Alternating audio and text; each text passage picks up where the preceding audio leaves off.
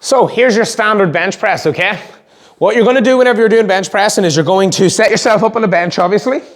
You're gonna lie back like this. You're gonna make sure that your head is just underneath the line of the bar. So what I mean by that is you don't wanna be way up here, which is where a lot of people tend to set themselves up, where the bar is like above my face, okay?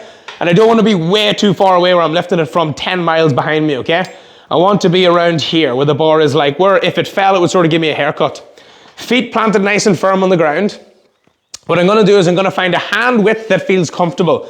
Everyone's is going to be slightly different, but what really matters above all else is that the hands are in the same place. So you would not believe how many people grab one side of the bar here and another side of the bar there and then wonder why the bench is like they're rowing a boat because they're holding completely different weights in each hand, okay?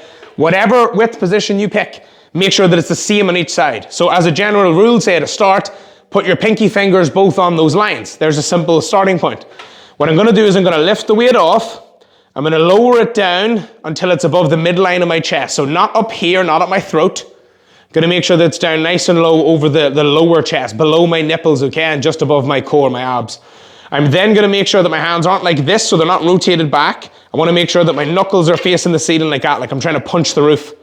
I'm gonna lower the weight nice and slow until it hits the point of the chest, if I can. Some people might only be comfortable going to here, and that's fine. Down to there, roughly. And I'm then going to drive the weight back up again. Back down to the chest, nice and slow, driving the weight back up to the top. Down nice and slow, driving the weight back up to the top, okay? Then I'm gonna lift the weight back behind me and I'm gonna set it down, making sure that I don't do this and let it sort of miss the rack, which again, people do without paying attention. And I'm gonna make sure that it's fully on the rack before I slowly lift my hands off again, making sure that I'm safe, okay? If I'm doing this by myself, never put clips on the bar. The reason why that is because these clips are pointless when you're bench pressing. You don't need them. And if you're by yourself and you have weights on this bar and you get to a point where you're struggling and that weight comes back down and hits you in the chest, some benches will have what I have here, which is a safety bar, so you can kind of slide out from underneath it, okay? A lot of them won't. You do not want to be stuck under the bench here with weights on either side, and that'll happen if you have clips on because you won't be able to get them off.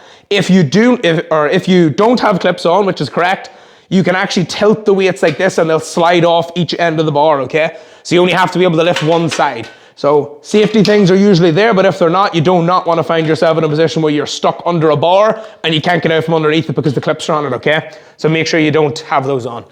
That is barbell bench. Nice and slow, lighter weight than you think to start off with. Make sure that your hands are in the same position. Take your time with it and you'll get the hang of it over time, okay?